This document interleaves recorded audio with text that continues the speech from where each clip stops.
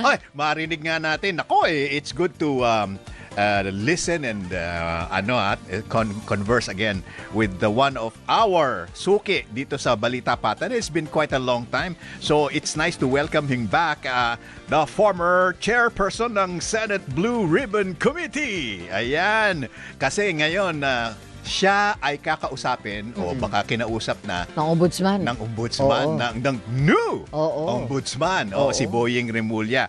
Si former senator and always, sabi nga nila, once a senator, always a senator. Senator Richard Dick Gordon with us on the line sa Zoom.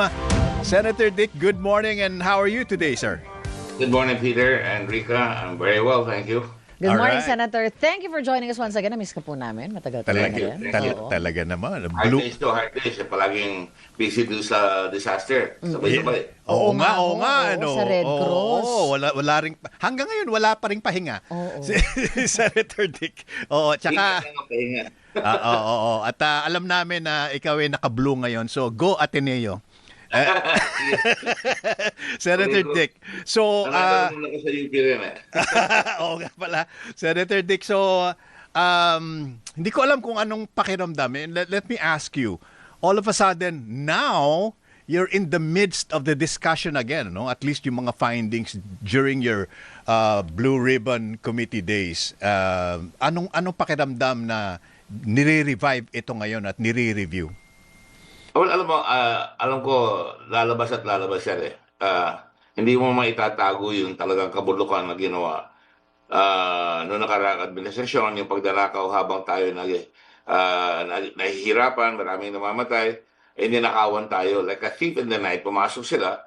Paano mo itatago yun? Kaya kami, final namin yung kaso sa ombudsman. Ang problema, yung ombudsman medyo siguro nangingimi kay President Duterte. Ayoko naman sabihin niya dahil kailangan kasi nanggaling ang appointment sa kanya. Pero ngayon, alam ko lalabas at lalabas yan. Sinasabi ko sa lahat ng tao kung makakausap sa akin, hindi mabibitawan yung family. Hindi ko bibitawan yan at di nyo dapat bitawan sapagkat yan ay talagang napakalaking kasalanan sa tao. Kaya I'm very happy na bubalik uli yan.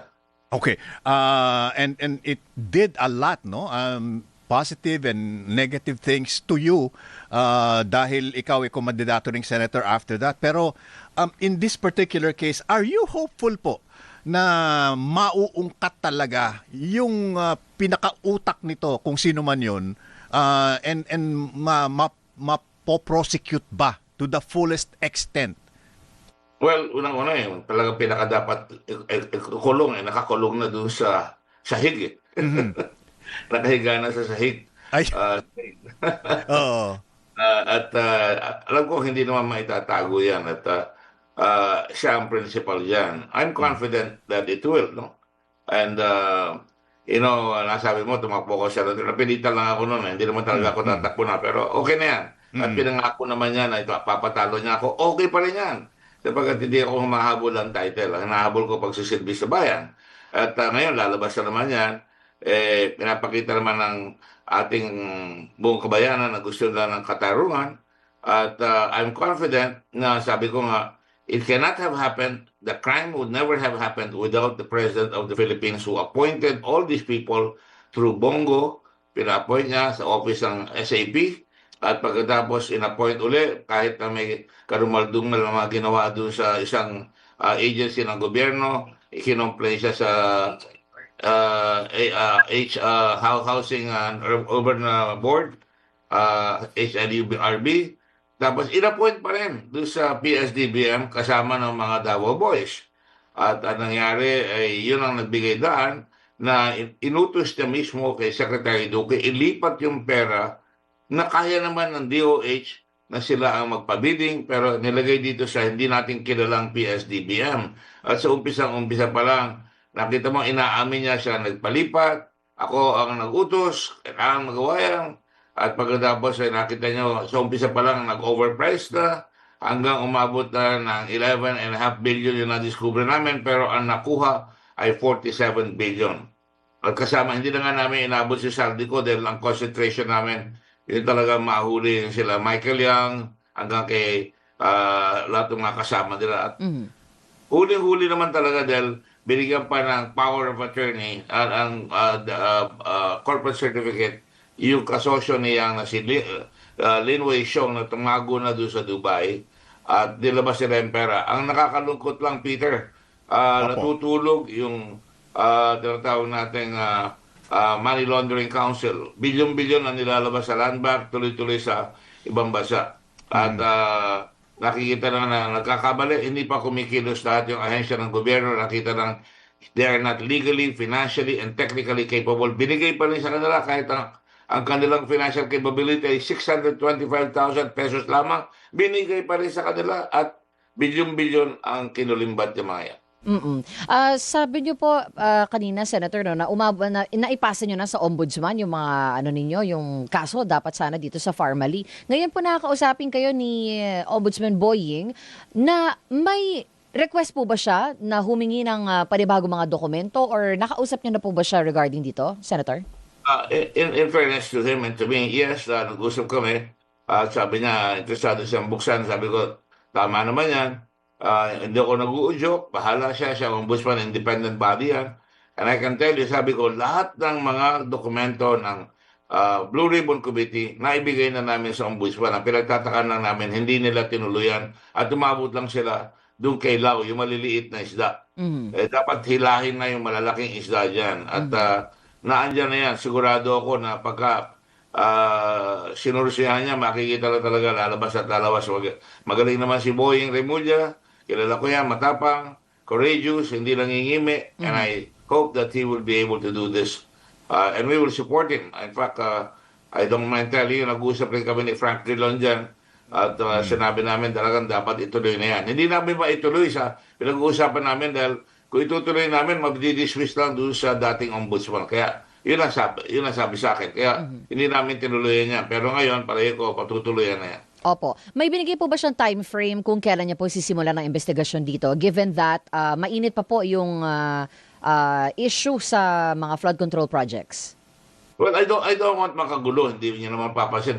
Hindi naman ako nagpupunta sa TV. Ako tinatawagan ng mga media. Tinatawagan ako. Napapasubo ko dahil doon. Akala nung iba, naghahabol ako. Alam kong darating at darating yan. And ang sinasabi ko palagi, let's focus on getting all these crooks in government. At malaki ng magagawa natin dyan sa nangyari dyan sa flood. Flood gate, no? At dapat tuluyan yan. Pero hindi naman makakaharang ito kung bubuksan ito sapagkat dati nang naka-file ito, i-rewind lang ng konti para talagang masama na yung dapat sumama. At napakaraming ebidensya. Sa sariling bibig mismo ni President Duterte, siya nagsabi, ako may kagagawan lahat yan. I'm responsible for it.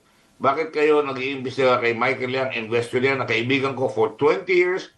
Kung wala yan, wala akong magagawa sa China. Mapapatunayan din doon kung bakit tayo pumihit sa China nung umupo si Duterte. At dyan yung makikita na lahat ng ginawa nila ay talagang takot lahat ang gobyerno. Questionin si Michael Yang na isang Chinese citizen. In-appoint pa niya na economic advisor. Kaya walang yung mga Pilipino doon sa nagmamahal sa bayan, walang magawa eh. Talagang pirmahan nyo na lang yan para lumabas na. Yun ang ginawa nila. Di na tinitingnan kung dumadating yung mga produkto.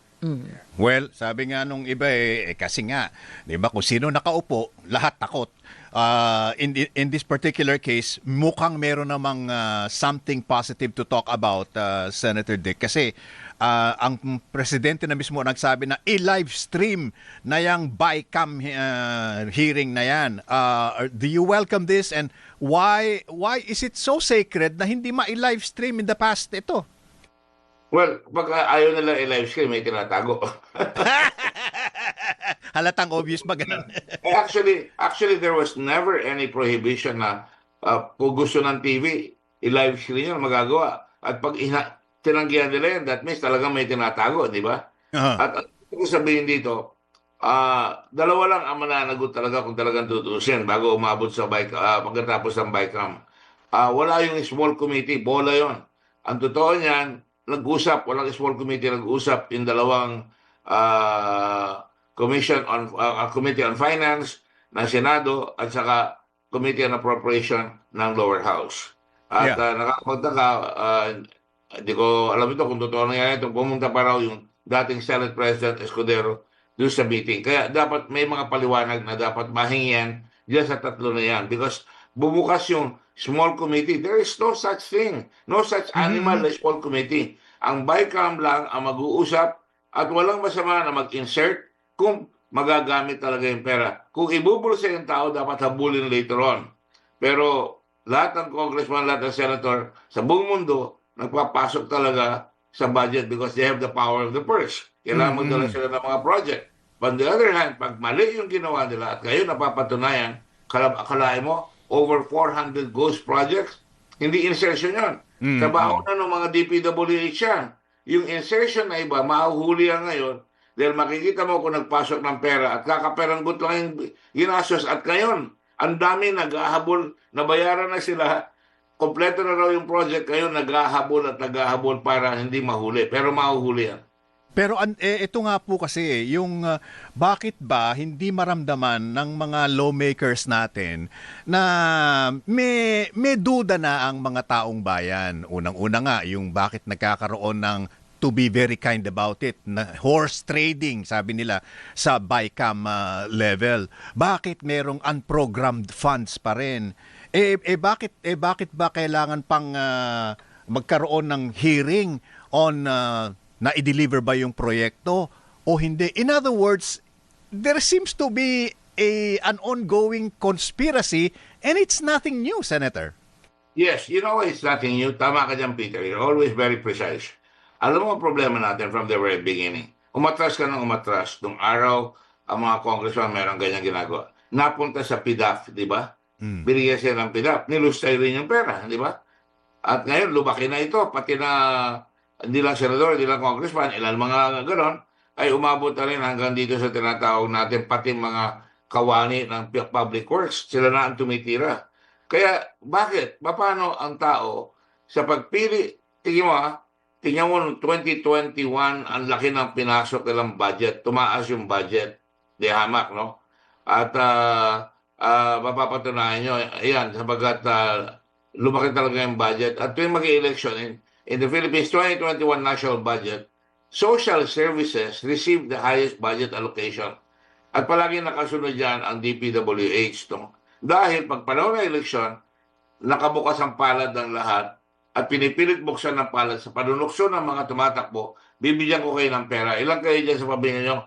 10,000 bibigyan ko sa pamilya nyo. Babayaran ko pa yung pamasahe nyo. Umuwi kayo para bumoto. That's one. But really, there has become a culture of corruption.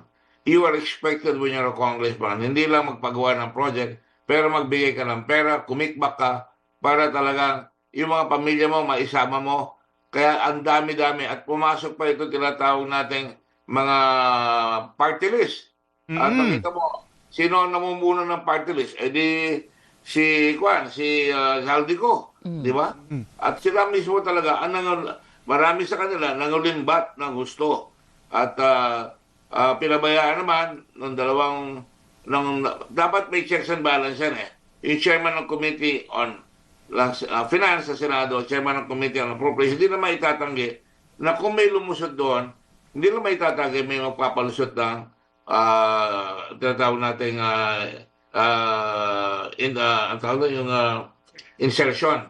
Dahil kung tungkulin nila, sabihin, hindi namin papayagan yan. Alam namin hindi magagawa yung project na yan. At they can deny it, no? Because after that, ang magpasampa niya sa buong kapuluan ay ang dalawang committee. On the part of the Senate, the budget has already been approved with the Bicameral Conference Committee. On the part of the lower house, ganoon rin sasabihin niya.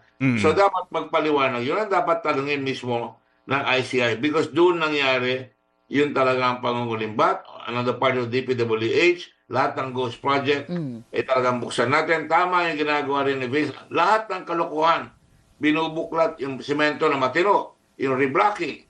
O di kaya yung sinasabi ni General Magalong na alam niya na yung mga center ice, no? At saka yung mga fender guards, talagang walang yan. Ang problema, katulad ng formally, pag pinail mo, i-dismiss normally at i-dribble. Kaya nakita ko, natuwa ko na sinabi niya, ay, i-withdraw ko muna ito dahil it was designed to fail in prosecution. sa Farmally.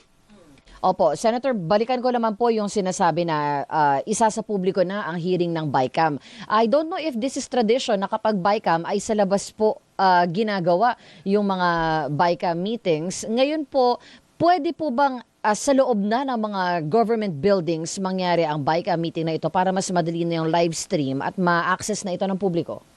Definitely, there is only the freedom to know under the Constitution. The public has a right to know what's going on. That's guaranteed, no? Pangalawa, accountability dictates na dapat makita nila kung saan napupunta. Pangatlo, it is the duty of every citizen to ask questions. Para narinig nila yan. Yan sila magtatanong at kasama na ang media dyan magtatanong. Kung lahat yan nagsabay-sabay, hindi makakalusot yung pangangulimbat na yan. Opo. And I suppose, ako na magsasabi, I suppose you're feeling vindication right now, ano po, as far as that Farmally case is concerned, dahil at least bubuksan na ulit at na magkaalaman na kung ano man yung mga naitago nung araw, ano? Alam mo, I'm willing to bet with you. Lahat ng ginawa namin, nakita naman niyo kami, umabot kami ng 10 oras ng gabi para imbestigayin, hindi lang yung Farmally. Meron kami mga nahuli sa immigration sa Blue Ribbon nung araw. Pati yung tinatawag natin yung sa medicine, hindi vaccine, binuksan namin yan. Hanggang lahat halos ng inimbestiga namin, inisa-isa namin yan, pati na yung sa PDAF, at marami kaming nirecommend ng mga prosecution. Pero hindi ipoprosecute eh. Hanggang tinatawagan ko na yung ombudsman ng araw, makinig kayo dito because you have the right, motu proprio, pag narinig nyo may mali, tirahin nyo na. Wala talaga, ayaw talaga. Kung gusto, maraming paraan. Kung ayaw, maraming paraan. Eksakto, impunto. Maraming salamat, Senator Deca, and tututukan po namin ito kung ano man ang mangyayari dito sa revival ng the Farmally, the scam. Kailangan lahat ng tao tumutok dyan. Okay. Salamat Thank you, po. Senator. Si Senator Richard Dick Gordon, former chairperson ng Senate Blue Ribbon Committee.